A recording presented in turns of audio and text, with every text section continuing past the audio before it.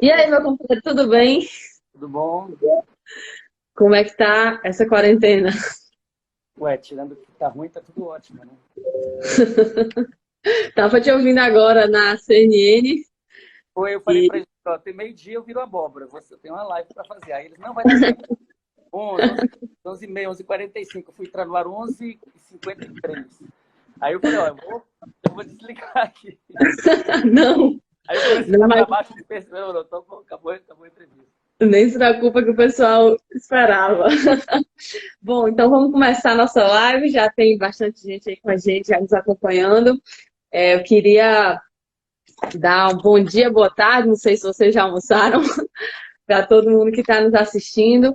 Para quem ainda não assistiu esse nosso novo programa online, o Natália Chama, foi uma forma que a gente encontrou de, durante esse período de isolamento, permanecer próximo, né, de quem sempre acompanha a gente, de quem sempre acompanha o mandato. E hoje a gente vai ter a oportunidade de conversar com o professor Siddhartha Ribeiro, né, um grande querido que sempre apoia muito a nossa atuação lá na Câmara nesses temas relativos à ciência.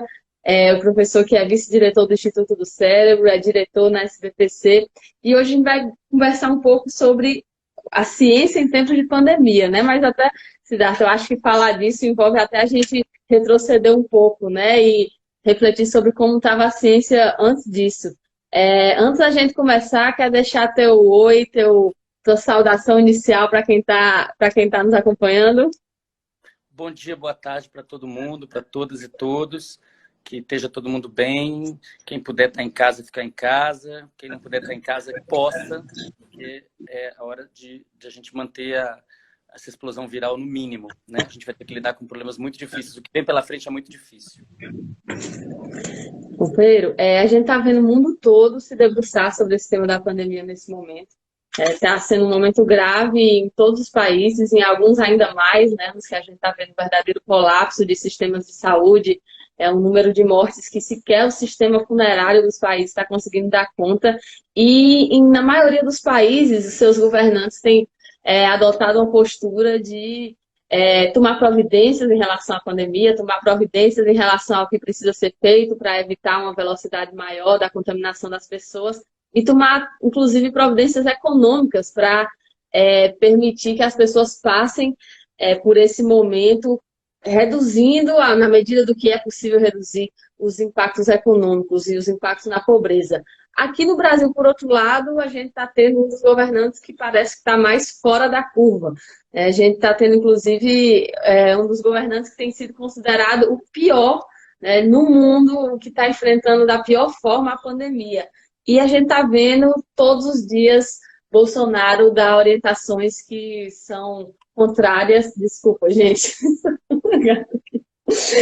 A gente está vendo todo dia Bolsonaro dar orientações que são contrárias ao que se estabeleceu minimamente de consenso científico nesse momento e dizendo para as pessoas que o vírus está indo embora, que o isolamento não serve para nada, que as pessoas devem voltar a viver suas vidas normais, trabalhar. Eu queria que tu comentasse para a gente, para quem está assistindo, quem está nos acompanhando, o que representa essa postura de Bolsonaro e quais os possíveis impactos dessas orientações que ele está dando para a população brasileira. Natália, a não ser que aconteça um milagre bíblico, o Brasil vai ser um dos países com mais gente morta por causa da Covid-19. Vai ser um dos países com pior é, é, prognóstico para a economia. Porque essa dicotomia entre isolamento e economia é uma invenção da ultradireita. Na verdade, se você quer proteger a economia, tem que fazer o isolamento direito e cedo. O Brasil até começou cedo, mas começou cedo de maneira incompleta e está perdendo o isolamento à medida que o tempo passa. Ou seja, a gente está se aproximando do pior momento e, ao mesmo tempo, relaxando o isolamento. Então, é um caso negativo de gestão, né? Uma gestão negativa da crise, muito grave, um país muito grande, uma população gigantesca na pobreza ou abaixo do limiar de pobreza.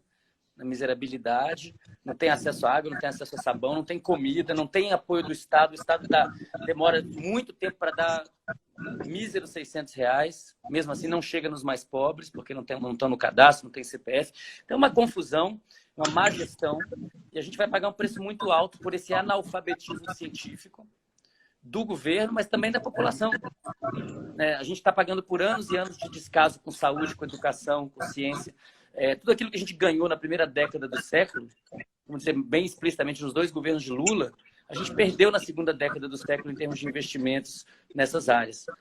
E agora a gente está diante desse desastre, e no meio do desastre, o governo ainda quer piorar as coisas, né? Tá tornando as coisas ainda mais difíceis. Inclusive essa questão toda do Mandetta, do ministro. O Mandetta não é, eu tenho que falar disso por aí, é um governo de psicopatas, os medíocres se destacam. Eles não fizeram nada, não importaram respiradores. Podiam desde o início de janeiro já podiam estar cuidando dos respiradores, produzindo no Brasil, a questão das máscaras, não se adotou, não está claro para a população que tem que sair às ruas de máscara. Né? Testes, a gente não tem testes. É claro que o Brasil tem muito mais gente infectada, está muito óbvio isso, tem muita gente morrendo de falência respiratória, que não vai identificada como Covid porque não há testes, que mantém os números artificialmente baixos, mas a realidade vai se impor, porque os leitos de UTI com respiradores são finitos e já estão indo para saturação. Então é uma situação muito, muito, muito grave, né? E aparentemente não há nenhum tipo de bom senso no governo central. Agora, existe bom senso nos governos estaduais e, inclusive, em todo o espectro político, o que é bom para o país. E tu mencionou aí essa queda de investimentos, né? Inclusive era algo que já vinha acontecendo antes do governo Bolsonaro começar, mas essa ofensiva, né, no sentido dos cortes nos investimentos na área científica, na área de pesquisa, vem se aprofundando. E você trabalha na universidade, né? É um cientista que, além de ser cientista, convive com muitos outros, muitas outras, convive com bolsistas. E eu queria que tu trouxesse para a gente uma avaliação dessa política, não me refiro a esse momento imediato da pandemia, né? Mas como, a partir do governo Bolsonaro, a política para a ciência e tecnologia e a política para a pesquisa afetou a vida de vocês, cientistas, como vocês estão vendo isso afetar a produção, enfim, e como isso deixou a gente em algum patamar diferente para receber a pandemia, como isso afetou o estágio em que a gente está hoje e por que isso deixa diferente a forma como o Brasil está podendo lidar com essa pandemia. Então, vamos fazer uma pequena recapitulação histórica para a gente situar o que está acontecendo agora. Entre 2003 e 2010, o orçamento de ciência e tecnologia e inovação do Brasil passou de 2,5 bilhões de reais para 10 bilhões de reais. Então, nas duas gestões Lula, o orçamento para CTI foi multiplicado por 4. Ele quadruplicou. E a gente estava caminhando para um investimento próximo ao dos países desenvolvidos. Os países desenvolvidos investem entre 3% e 4,5% do PIB em ciência. O Brasil conseguiu chegar em 2010 em 1,7%, abaixo da China, por exemplo, com 2,5%. Certo? Mas estava tentando caminhar na direção de um país desenvolvido. De 2010 para cá, a gente andou tudo para trás. A gente está hoje com o mesmo orçamento que tinha em 2002. Que é 2,5 bilhões por ano. Só que tem muito mais cientista, muito mais universidade, muito mais instituto federal. No governo Lula foram feitos muitos institutos federais, muitas universidades. No governo da Dilma também, alguma coisa. E isso tudo, então, a gente tem uma base muito maior com o mesmo recurso. Ou seja, tem muito mais escassez de recursos. No governo da Dilma, começou a haver um contingenciamento de alguns fundos muito importantes, em particular o Fundo Nacional de Desenvolvimento Científico e Tecnológico, FNDCT, que é administrado pela FINEP e que é fundamental para poder fazer grandes laboratórios no Brasil. Isso começou a acontecer no governo Dilma. O orçamento total para a ciência não diminuiu, mas o orçamento interno para a ciência diminuiu por causa do Ciências Sem Fronteiras. Quando foi no governo Temer, aí foi muito ruim, o contingenciamento do FNDCT aumentou muito e ele começou a cortar bolsas, cortar recursos, tanto no CNPq quanto na CAPES. E no governo Bolsonaro ficou muito pior, porque além da questão orçamentária, ele foi ainda mais agressivo, violento, retirando mais recursos. Retirou no ano passado, retirou esse ano novamente, cortou bolsas. Mas aí tem um outro componente, que é a desmoralização das instituições, né? A demissão de cientistas que ocupam cargos-chave porque estão fazendo ciência, como foi o caso do professor Ricardo Galvão, no INPE, né? Interferência nos conselhos, expurgo da ciência, da SBPC, dos conselhos. Eu sou diretor da SBPC, da Sociedade Brasileira para o Progresso da Ciência. A gente foi expurgado do Conselho de Meio Ambiente, expurgado do Conselho Nacional de Drogas. Então, na verdade, já havia esses conselhos já tinham maioria dos governos de direita conservadores, mas eles ainda tinham o contraditório, ainda tinha gente lá dentro que pensava diferente. Agora não tem mais, agora é opinião única. Né? E aí a gente passou por uma coisa muito grave no ano passado, que foi a necessidade de fazer mobilizações nacionais, passeatas, marchas, abraço de prédio público, mês a mês, para poder garantir a bolsa, né, que é super reduzida dos mestrandos e doutorandos e pós-doutorandos. Então, para garantir a bolsa do mês que vem. Quando você chega no ponto de fazer mobilização nacional para garantir uma coisa que dura um mês, é porque você está completamente desarticulado. Então, hoje a gente está pagando o preço de ter desinvestido em ciência, tecnologia e inovação nos últimos, 5 anos, com certeza. Siddhartha, a gente está observando, tem um fenômeno acontecendo no mundo, e nos parece que a gente vê que tem um populismo de direita, né, em alguns países, e que esse populismo de direita está tendo uma afinidade com ideias anti-ciência. A gente não está vendo isso agora na pandemia, a gente tinha visto uma campanha forte anti-vacinação, por exemplo, e sempre a ciência, na verdade, potencializou os lucros do grande capital, né? A ciência foi sempre um instrumento essencial para avanços tecnológicos que garantiram que vários setores econômicos pudessem estar no patamar que estão hoje. E aí, por outro lado, a ciência traz seus alertas, né? Alertas sobre pandemias como essa poderem surgir, alertas sobre a mudança climática, os riscos do aquecimento global, o que isso vai causar no nosso planeta, alertas sobre como agrotóxicos podem causar câncer nas populações que vivem ao redor dessas plantações que se usa e também em quem se alimenta depois.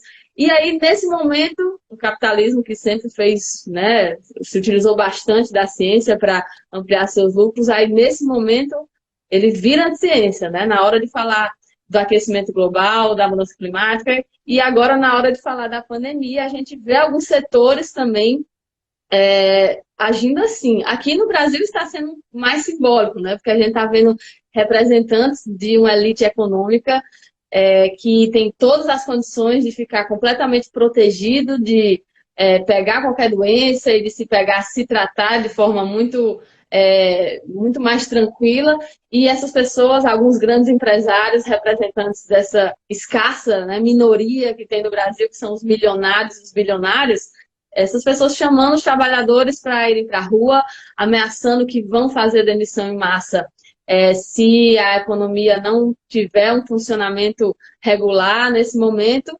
E a gente vê que é com esse tipo de discurso que esse discurso de Bolsonaro, sobre o qual a gente estava conversando aqui no começo, está alinhado. E eu, assim, muito... Às vezes a gente tem muito essa tentação, né, de dizer que é um governo de loucos, que é insano o que está acontecendo. Mas se fosse a questão de saúde mental, né, a ciência tinha até ideias e sugestões de como a gente lidar com isso. E parece que a gente é uma questão de classe muito forte, de um governo que está fazendo a sua opção entre preservar lucro de grandes bancos e de grandes empresários e proteger a vida das pessoas. Então, quando a gente olha Bolsonaro falando essas coisas, dizendo que é para as pessoas saírem do isolamento, é difícil acreditar que é por desconhecimento, né? Por maiores que sejam as limitações cognitivas que ele pessoalmente possa ter, ele tem um monte de gente trabalhando para ele, que com certeza estão tendo acesso às informações que circulam no mundo inteiro sobre o que significa não fazer o isolamento, e me parece que ele sabe exatamente o que vai acontecer se as pessoas seguirem essa orientação que ele está dando. E aí eu queria te ouvir sobre essa questão do capital e da ciência nesse momento. Você fez um texto muito, muito massa para a Folha recentemente, um artigo para a Folha que você publicou recentemente, e aí tem uma frase que marcou, assim, que você falou: é por isso que o grande capital, que sempre se nutriu da ciência, desacoplou-se dela quando os alertas sobre catástrofes antropogênicas se tornaram incômodos. O negacionismo energúmeno da extrema-direita é a soma da avareza com um profundo analfabetismo científico. Em que medida tu acha que essa postura de Bolsonaro e desses empresários, desses representantes da elite brasileira, está relacionada diretamente com interesses econômicos mesmo? Eu acho que a gente está vivendo um momento em que o capitalismo predatório, o capitalismo que está baseado em extrativismo, o capitalismo que foi capaz de trazer 5 milhões de negros da África para o Brasil para escravizá-los aqui e jogar um monte de gente do convés e deixar morrer no caminho 40% das pessoas, esse capitalismo continua existindo. É o capitalismo que diz para os empregados: venham trabalhar mesmo que vocês morram como moscas. Esse é um capitalismo que, na verdade, está sob pressão de seleção negativa. Do ponto de vista darwinista, eles não cabem mais. O velho da van não cabe mais. Não cabe mais. Isso é uma coisa totalmente do passado e que está em crise agora. Porque esse capitalismo é o capitalismo que diz para o pobre: olha, você precisa muito do rico. Mas agora, quem está precisando do pobre é o rico. É o rico que precisa do pobre trabalhar, que precisa do pobre limpar o seu banheiro, fazer a sua comida. E agora está no limite. Se não tiver saúde pública de qualidade no planeta para todo mundo, não tem para ninguém. A Covid-19 está mostrando isso para a gente. Se não tiver uma saúde de qualidade para todo mundo, os ricos não estão seguros. O que a gente precisa perceber agora é o momento de acordar, de despertar de uma consciência planetária. Os mais pobres têm que realmente despertar para ter uma consciência de classe e perceber que estão sendo explorados, né? E perceber que estão sendo aviltados. E os mais ricos têm que entender que esse sistema não se sustenta.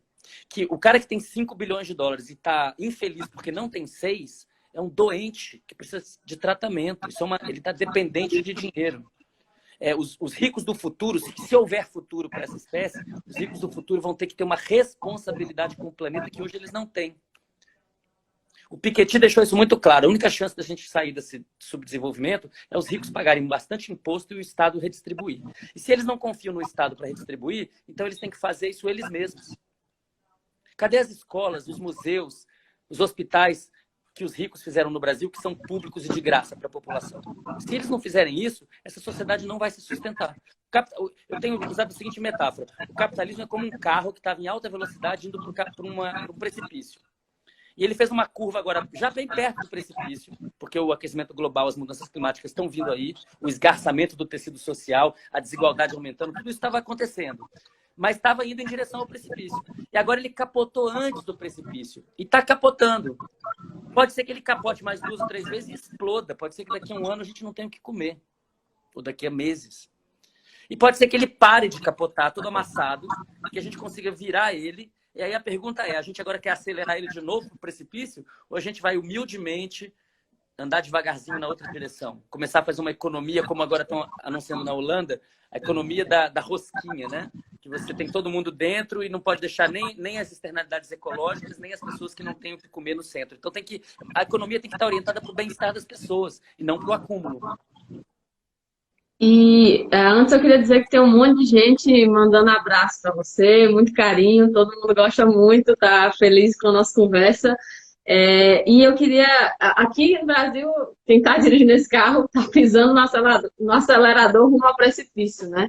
E aí a gente tem condições de passar por essa crise durante esse governo, né? Está tendo esse debate de forma muito forte nos setores políticos, nos partidos de esquerda, sobre esse momento, né? Como é que quem está na classe política, junto aos setores populares, né? Junto da população mais vulnerável, deve se portar. E aí existe esse debate sobre: é o momento de focar, por óbvio, é o momento de focar em a gente construir medidas de enfrentamento à pandemia, coisa que, aliás, o Congresso começou a sinalizar fazer, mas essa semana parou tudo para votar uma medida provisória, a MP 905, que tira direitos trabalhistas, né, com uma verdadeira vergonha, né, uma indignidade. O Congresso, no meio da pandemia, se debruçar sobre retirar direitos trabalhistas.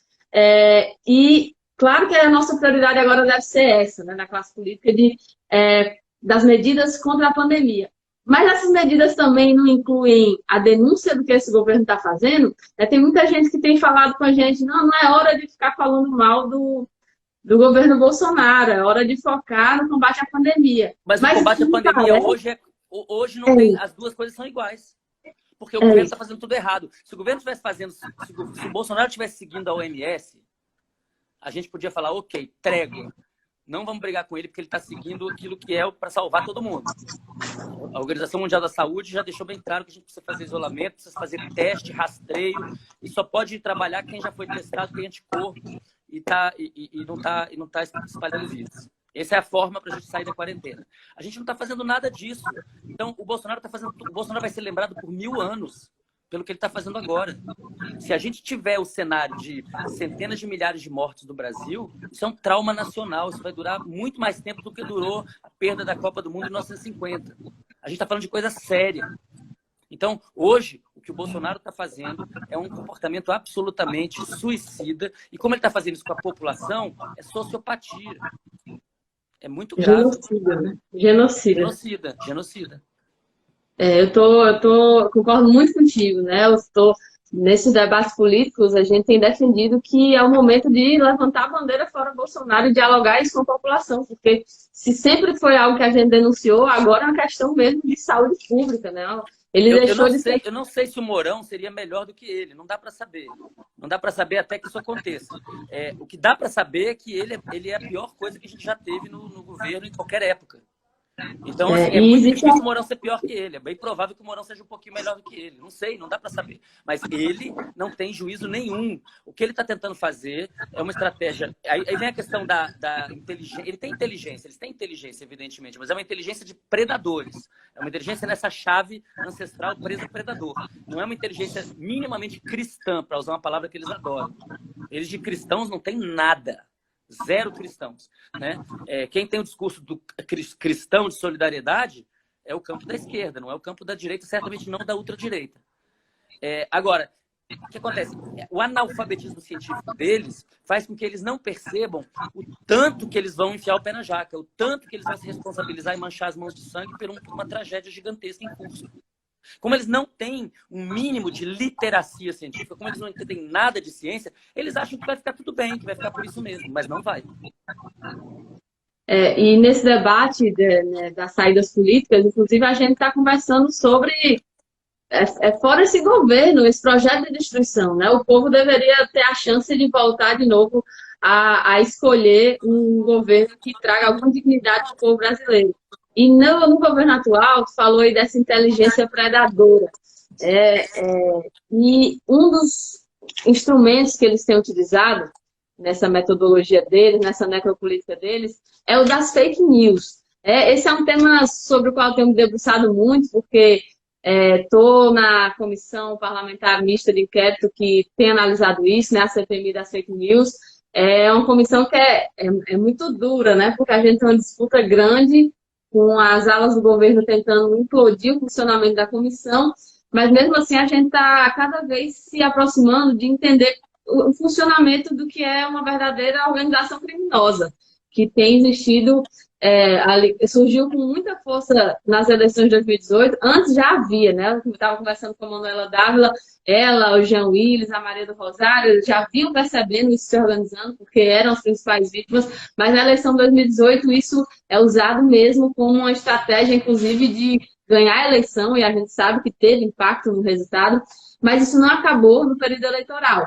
Na verdade, ficou mais sofisticado. Hoje, essa organização criminosa deles de disseminar fake news está instalada, inclusive, no Palácio do Planalto, com o tal do Gabinete do Ódio, lá no Congresso, com pessoas que trabalham em gabinetes, como, por exemplo, do deputado Eduardo Bolsonaro, gerindo essas páginas de disseminação de mentiras.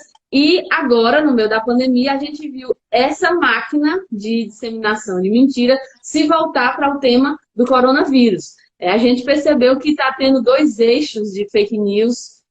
Um é para atacar os adversários do presidente, sejam os governadores. Os governadores têm sido grandes alvos dessas fake news agora durante a pandemia. A nossa governadora Fátima, aqui do Rio Grande do Norte, inclusive, foi também vítima. Até o próprio ministro Mandetta, ele virou alvo na medida em que se colocou, se contrapôs de alguma forma a Bolsonaro. Os partidos de esquerda, né, rolaram montagens de prints surreais, né, dizendo que o PT, o PSOL estavam combinando com os militantes de se contaminarem, para irem contaminar as pessoas. Esse tipo de ataque aos adversários do governo. Mas tem também um outro eixo dessas fake news que está sendo mesmo sobre a doença. Sobre a doença, sobre as medidas de enfrentamento a ela. E aí vai de tudo, né? Vai desde já tem cura, já tem remédios, ou receitas caseiras, ou vacina. As pessoas estão morrendo de outras coisas e se estão registrando como se fosse coronavírus para inflar o número de mortos.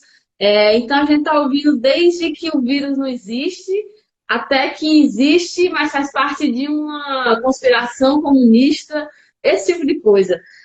Eu queria que você comentasse com a gente como vocês da área científica têm sentido o impacto dessa metodologia política que agora eles adotam, né, que é das fake news. Não que a mentira seja algo novo na política, né? Na verdade, quando é que surgiu, por exemplo, a expressão comunista como criancinha? Né? Sempre se tentou desqualificar, deslegitimar, desmoralizar os inimigos com mentira, mas agora, com as novas tecnologias, com as redes sociais, com esse potencial de disseminação, a gente tem isso em outro patamar. E na ciência, como é que está? Como é que as fake news estão impactando o diálogo dos cientistas com a população sobre as práticas que deveriam ser tomadas e que às vezes estão sendo atrapalhadas por causa das fake news? A mentira sempre foi usada na política. Quando Hitler toma o poder em 1933, ele toca fogo no parlamento, coloca a culpa nos comunistas e dá um golpe.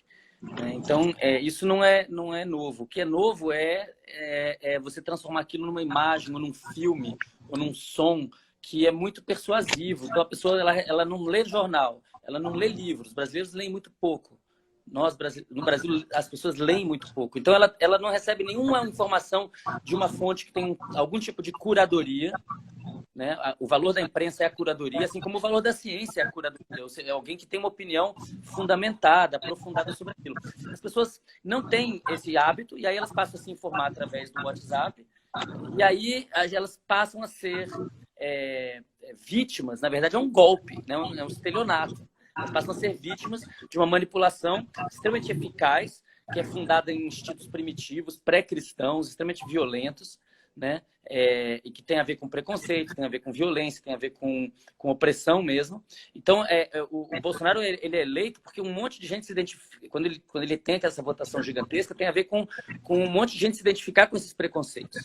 Então, é muito triste perceber que depois de muitos e muitos anos de governos progressistas, as pessoas, mesmo as pessoas que enriqueceram, elas nunca acharam que aquilo se devia à coletividade. É sempre assim, a minha relação individual com Deus, Deus está me ajudando, Deus gosta que eu ganhe mais dinheiro. Então é uma coisa totalmente dançada, que envolve Deus, dinheiro, é uma coisa muito doente, né? E que agora está encontrando um adversário real. Porque mentir é muito fácil quando você está no mundo dos símbolos, mas não é fácil quando você está no mundo da realidade, da crua e nua, dos fatos. É que nem quando foi a explosão em Chernobyl, no início a União Soviética tentou fingir que não era nada, que não era muito grave. Só que não tem como você ocultar a radioatividade. A radioatividade foi bater lá na Escandinávia. Os caras, eles ocultaram aquilo ali localmente, mas globalmente foi percebido. É a mesma coisa com o Covid. Eles podem... Hoje existe um monte de médicos bolsonaristas fechando os olhos para a Covid. E aproveitando o fato de que não tem testagem, né, de que a testagem é baixa. É claro, se morre um monte de gente, você só testa um pouquinho, então atestado que morreu com Covid são poucos. Né? Mesmo assim, esse número está crescendo rapidamente.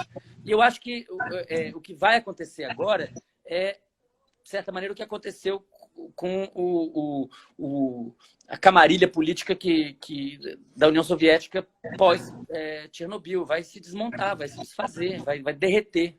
Não tem como o que aconteceu com os generais na Argentina depois da Guerra das Malvinas, entendeu? Você até consegue manipular as pessoas para que elas façam alguma coisa absurda, como, por exemplo, ir fazer uma guerra numa ilha, enfrentar os ingleses e tomar uma surra dos ingleses, como foi no caso das Malvinas. Ou no caso do Brasil, vamos para a rua fingir que o vírus não existe. Mas vai ter uma hora que a realidade do vírus vai se impor, não vai demorar muito entre abril e maio, e aí a gente vai perceber uma total... A desmoralização do Bolsonaro já aconteceu. Todo mundo já entendeu que ele não governa absolutamente nada a não ser os seus próprios interesses. Agora, a questão é saber quanto tempo a gente aguenta isso. E depois que tiver um monte de gente empilhada morrendo no meio da rua, as pessoas vão ter muito mais objetividade em relação a isso. É duro, né, o que nos espera, e essa postura genocida é, é muito revoltante, é muito indignante que a gente esteja passando por esse momento político com esse tipo de gente liderando. E tem uma coisa que Bolsonaro sempre incentiva, que é a polarização do debate político, né? Isso a gente já vinha vivendo no Brasil há um tempo.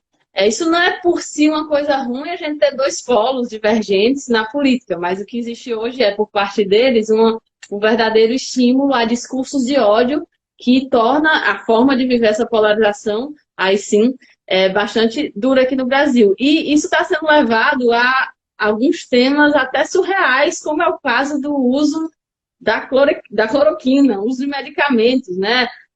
Eu estava vendo um artigo ontem separando as pessoas entre cloroquiners e quarenteners, como se fossem dois times de futebol, um que acredita piamente que já existe a cura para essa doença e que essa substância da qual o Bolsonaro está fazendo propaganda nas suas lives, né, mostrando a caixinha e dizendo que já está mandando o exército produzir mais, e o outro grupo de pessoas que acreditam nas orientações de isolamento social.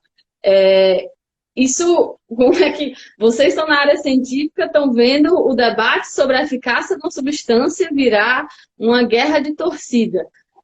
Como isso pode prejudicar? A gente já está vendo, aliás, pessoas tomando sem indicação médica, tendo efeitos colaterais, arriscando sua vida em relação a isso. O que vocês têm refletido em relação a isso, a como essa polarização chegou agora no âmbito da pesquisa científica e de tratar a falta de evidências ou as pesquisas que estão em curso sobre alguma substância como se fosse essa briga de torcida organizada? As pessoas que estão fazendo isso estão na ilusão de que tudo é uma questão de opinião, que não há fatos. Eu posso falar, não, o céu é vermelho, não, o céu é verde. E eu tenho todo o direito de falar que o céu é verde. Tem todo direito, mas ele não é verde. As pessoas têm direito de falar o que quiserem, mas isso não faz o que elas falaram uma verdade. Né? Nessa questão da cloroquina, a gente tem que desideologizar o debate.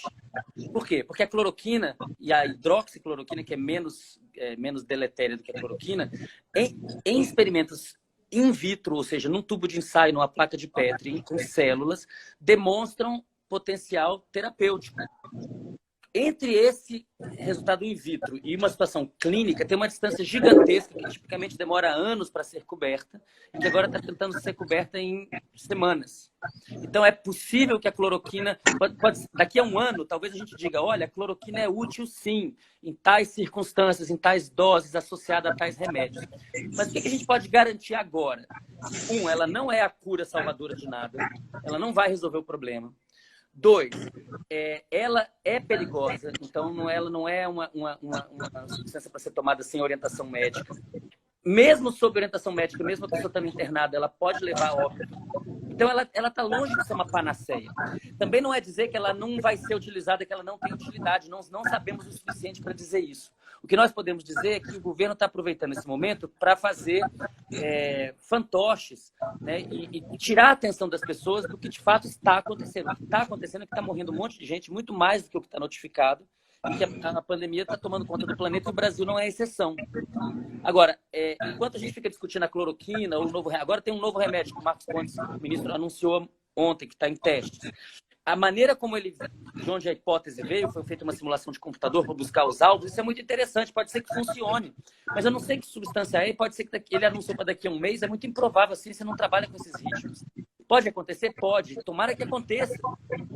Tá? Agora, o que eu acho importante? É importante a gente entender, tem uma coisa que a Laleli Lolui falou aqui que é importante. Enquanto os pobres morrem, investidores ricos ganham milhões, a Amazônia é desmatada mais do que nunca. Enquanto a gente fica discutindo se o Mandetta sai, se o Mandetta fica, se a cloroquina é boa, se a cloroquina não é boa, se o outro remédio vai ser bom, enquanto a gente fica perdido numa torcida, numa briga de torcida, sobre coisas que, na verdade, vão ser definidas na bancada por cientistas e por vários grupos diferentes replicando aquilo, eles estão desmatando, estão ganhando mais dinheiro, demoraram para botar dinheiro na mão do povo, mas foi rapidinho botar dinheiro na mão dos bancos. Então, existe muita estratégia no caos. A estratégia do Bolsonaro é o caos.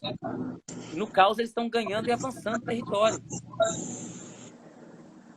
Siddhartha, a gente chega... Ai, desculpa, acho que tu travou para mim. Eu não percebi se tu tinha acabado de falar ou se voltou. Tá me ouvindo? Tá me vendo? Voltou? Pessoal, vocês estão... Agora voltou, acho que voltou. Tá me ouvindo? Não sei se para vocês está travado, pessoal. Se vocês puderem comentar aí se vocês estão enxergando. Acho que aqui para mim travou. Só um segundinho. Voltou? Alguém disse que voltou, para mim ainda não voltou. Ainda estou vendo o Siddhartha congelado. Eu voltei aqui. Ah, voltou? Voltei. Pronto, obrigada. E, companheiro, a gente está quase chegando no final da nossa live. Estava te vendo falar agora há pouco na CNN sobre saúde mental. A gente está tendo esse esforço para que as pessoas, quem puder, fique em casa nesse momento, ou seja, quem não estiver trabalhando em atividades essenciais, fazer o máximo possível para respeitar o isolamento, para só sair de casa se for de máscara e para resolver coisas absolutamente inadiáveis e urgentes. E eu tenho visto muita gente tratando dessa questão da saúde mental porque é algo um pouco inédito para a maioria das pessoas, né? Ficar isolado, ficar tanto tempo em casa, muita gente está sozinha mesmo, com contatos sociais prejudicados. E agora no programa que você estava participando na CNN, estava tratando dessa questão, inclusive de como isso está afetando as pessoas em termos de ansiedade, de tristeza, né, de afetar o sono. Se puder deixar aqui para os nossos espectadores uma palavra sobre isso, quais são boas estratégias para passar por esse isolamento da forma mais saudável possível. Bom, primeiro é ficar em casa, né? O que é simples para a classe média, mas é complicado para os mais pobres, que são a maioria. Ficar em casa e ficar em casa com segurança. Imagina você ficar em casa e fazer tudo errado. Tem que ficar em casa e fazer as coisas certas, né? Não se contaminar, lavar. Vai fazer compras, pega tudo que chegou em casa, leva para o tanque, lava tudo, higieniza tudo. Tem que ter a gente tem que imaginar o vírus.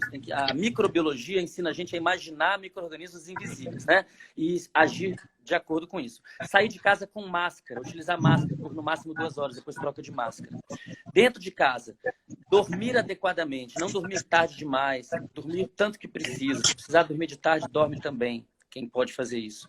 Se alimentar adequadamente, não exagerar na alimentação, comer comida saudável durante o tempo todo, mas certamente durante a quarentena é importante. Tomar sol de manhã, é importante tomar um pouco de sol pela janela, dá para fazer.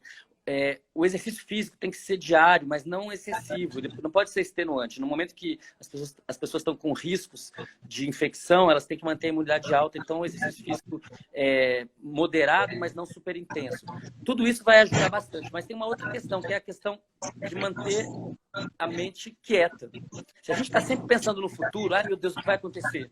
Será que eu vou conseguir voltar para o meu emprego em maio, em junho? Isso torna a pessoa muito ansiosa. Se a gente está sempre pensando no passado, como minha vida era boa, ou como minha vida era ruim, tudo isso vai dar uma tristeza.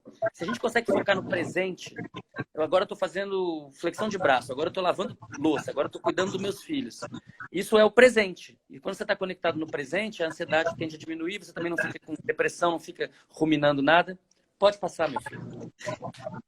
E é isso, eu acho que a gente tem que aguentar, isso vai demorar. A gente não vai sair da quarentena tão cedo. Até aparecer uma vacina, a gente provavelmente vai ficar em quarentena intermitente. E isso só vai ser determinado com muitos testes. A testagem é fundamental. Se o Brasil pode fazer alguma coisa bem feita agora, é manter o isolamento, fazer testagem, inclusive aleatória, não só de quem está com sintoma, mas testar de maneira aleatória na população, para poder ter uma ideia de qual é a real distribuição dessa epidemia hoje no Brasil. Se a gente não fizer isso, qualquer decisão vai ser uma decisão às cegas. Siddhartha, muitas mensagens aqui de carinho, agradecendo a live. Inclusive, queria avisar que vai ficar aqui disponível no nosso Instagram por 24 horas, como também vai para o YouTube, ficar gravado depois para quem quiser assistir. E a gente está fazendo na plataforma de áudio também. Quem gosta de lavar a louça e lavar o banheiro, assistir, ouvindo um podcast, ouvindo alguma coisa, a gente vai também deixar o áudio nessas plataformas. E além dessas mensagens, eu não consigo ler todos os comentários que chegam aqui, mas além dessas mensagens de carinho, de vez em quando aparece um bolsominion, o que é bom também eles estarem aqui para aprender um pouquinho, ouvindo o professor Siddhartha, mostrando para o Instagram que tem gente interagindo, mas teve um que falou Viva Ustra, e aí eu não admito quem passa pano para torturador aqui na live, não. Então, eu tirei ele, se ele pedir desculpa, ele pode retornar. Esse não precisa nem retornar, né? Mas teve um que falou para o Lula devolver o dinheiro que ia salvar o país. Saiu ontem a notícia, todo mundo deve ter visto, que quando acusaram a Marisa, mulher de Lula, de ter 256 milhões, na verdade era 10 mil vezes menos. Era alguma coisa, não sei se eram 50 mil reais ou 25 mil reais. Só erram então, esses números quando é com o Lula, é impressionante. Então, assim, já está muito claro quem é que quer construir o país e quem é que quer destruir o país, né, gente? A gente não precisa, esse debate está superado. E por fim, para a gente terminar aqui o nosso bate-papo com a companheirada que está assistindo, é possível outro mundo depois disso? Né? Eu estou vendo muita gente refletir sobre o pós-pandemia. Né? Inclusive, a nossa última live foi com o ex-ministro de Relações Exteriores, Celso Amorim, e ele afirmou que o mundo vai ser outro, né? Que vai ter praticamente uma nova ordem mundial depois disso, e aí ele se refere a isso, inclusive, nos aspectos geopolíticos, nos aspectos econômicos. E eu estou vendo também que é um momento em que vários países que sempre foram neoliberais, ultra-neoliberais, estão parando tudo, né? Dando um tempo nas lições de Chicago para compreender que não tem como um neoliberalismo lidar com a pandemia, não tem como não ter a presença forte do Estado para garantir a proteção das pessoas, e muita gente vendo nisso dois possíveis caminhos, né? Um caminho de superação do neoliberalismo, de a gente fortalecer essa reflexão e rumar para uma sociedade melhor, e outros que estão achando que, como aconteceu outras vezes, né, já teve outras crises antes, o capitalismo, aliás, vive de crises, né, já teve outras crises antes no neoliberalismo e eles conseguiram se recompor rapidamente, chegando inclusive ao estágio que a gente está hoje, que é uma política que é fortalecida. Né? O que você acha? Eu sou daquelas que acho que está em aberto, e que é a atuação concreta da gente, né, das mulheres e dos homens nesse momento que vai permitir abrir um caminho ou outro. Eu vi escrevendo também um pouco sobre isso na Folha, queria que compartilhasse aqui com os nossos espectadores para a gente ir encerrando essa live. Eu tenho a mesma avaliação que você, Natália. E, aliás, vou aproveitar para falar logo. Sou teu fã, acho que você faz um trabalho sensacional. Tamo junto. E é o quê? É o trabalho, é o trabalho que a gente tem que fazer mesmo, porque está em disputa. Nesse momento, os capitalistas predatórios mais predatórios estão falando, poxa, legal, oportunidade, vamos vender cloroquina. Veja, não estou nem fazendo juízo de valor sobre a cloroquina. Eu já falei sobre isso antes. Mas eles estão vendo isso como uma oportunidade. Opa, legal, vai morrer um monte de velhinho, vai ser bom para os planos de saúde. Opa, legal, vamos vender máscara. Então, infelizmente, o espírito de porco está em toda parte. A gente está num momento de evolução da consciência. Esse é um momento de um papo muito reto. O sistema que nós tínhamos antes não serve à coletividade. A gente não pode permitir que essa crise seja em vão. Através da nossa luta, da luta não violenta, quero ser bem explícito, através de uma luta não violenta, mas de uma resistência muito tenaz, nós precisamos que o planeta saia desse baixo astral, dessa bad trip, em que os mais ricos ficam mais ricos e os mais pobres ficam mais pobres, e aparentemente essa é a ordem natural das coisas e não tem outro jeito. Nesse momento, a única forma do capitalismo se salvar é abrindo a bolsinha, pegando o dinheiro e devolvendo para o povo. Se o dinheiro circular, é que nem uma pessoa que está morrendo porque não tem sangue. O que você tem que fazer? Tem que enchê-la de sangue e até mesmo aumentar o volume com solução salina para ter volume para poder circular. Se você fala assim, não, mas eu quero austeridade, eu sou o Paulo Guedes, eu quero austeridade, vamos dar só R$200. Só R$200 não vai funcionar. R$600 já foi pouco. Ainda bem que o parlamento conseguiu multiplicar por 3, mas é pouco. Então esse é o momento que, se os ricos quiserem continuar a ser ricos, eles vão ter que abrir mão de 95% do que tem. E ainda assim eles não vão mudar em nada o seu consumo de caviar norueguês. Então, as pessoas têm que sair da ideia de que ter dinheiro em abstrato numa conta de banco é uma coisa boa e começar a achar que uma coisa boa é uma granola, é um raio de sol, passear na praia. Porque isso a gente tem como salvar para todo mundo. Agora, se eles não mudarem esse comportamento paleolítico de acúmulo e violência, o planeta não tem solução. Não vai dar certo, a espécie humana não vai ficar por aqui muito tempo. Antes, você falar isso antes, era apocalíptico. Agora é realista. É isso, né? E até queria aproveitar para dizer que a gente, nós, os partidos de oposição, dos partidos de esquerda no parlamento, estamos nesse momento com essa luta de trazer, aproveitar esse momento para trazer a pauta, trazer ao debate a taxação de grandes fortunas, a taxação de lucros e dividendos, o aumento da taxação de bancos e mineradoras. Essa semana, inclusive, foi lançada uma campanha, né, nas redes sociais para a taxação das grandes fortunas já. E a gente conta muito com vocês para fortalecer isso. É o que é previsto na Constituição, né? Não é nada revolucionário. Está lá no texto da Constituição, mas ele nunca conseguiu tirar do papel. E acho que esse é o momento mais propício até hoje, desde a redemocratização, para a gente colocar isso em pauta de novo. Então, companheiro, eu queria te agradecer demais, né? É uma honra para a gente ter você aqui no programa. Queria dizer para quem está nos assistindo, primeiro agradecer a audiência, o pessoal ficou firme e forte aí durante o programa todo. A gente vai disponibilizar esse vídeo no YouTube e vai disponibilizar o áudio nas plataformas como Spotify e as outras plataformas de áudio. Quem ainda não segue Siddhartha nas redes já sabe qual é. Ele nem tinha Instagram, né? E teve que criar agora por causa de tanto convite que estava recebendo para participar desses programas. Então, companheiro, eu queria terminar te agradecendo imensamente. É uma honra para a gente não só ter podido fazer o programa contigo hoje, mas ter tido você como um parceiro do nosso mandato. Para quem não sabe, ele tem sido um grande consultor, né, em todas as matérias relacionadas à ciência. Eu sou da comissão do uso medicinal da cannabis e tenho sempre recorrido, aperreado ele para trazer as melhores informações para a comissão. Então, queria agradecer por tudo isso, né? Não só por participar do nosso programa hoje, mas por todo esse apoio que você vem dando e te parabenizar pela atuação, né? Que, enfim, lhe tornou uma referência no país todo em defesa de uma ciência que esteja a serviço do povo. Obrigada, manda teu tchau aí para a nossa galera. Obrigado, Natália. Obrigado a todo mundo. Um monte de gente querida daqui, de Natal, de Brasil inteiro. Um monte de gente bacana da universidade, da capoeira e amigos e amigas. Eu acho que a gente está num momento muito rico, um momento solene da história humana, um momento importante. A gente tem que estar bem consciente. A gente vai conseguir. Nossos ancestrais eram danados e danadas, fizeram coisas incríveis. Inventaram a roda, inventaram o fogo, inventaram a linguagem. A gente só precisa inventar o bem-estar. Vamos inventar o bem-estar para todo mundo. Isso vai dar certo. A Covid-19 é uma desgraça, mas é uma desgraça que vai ajudar a gente a evoluir na direção correta. Esperança e fora Bolsonaro. Um beijo, companheiro. Até a próxima. Gente, eu esqueci de dizer que hoje é aniversário dele. Eu ia falar no começo. Vocês deixem os parabéns aí. Ele aceitou participar aqui com a gente, mesmo podendo estar aí com a família no almoço de aniversário, que eu espero que seja o que você vai fazer agora. Mas ainda deixar o feliz aniversário, muita saúde e luta, companheiro. Até mais. Bom resto de semana. Tamo junto. Axé. Axé. Axé, galera.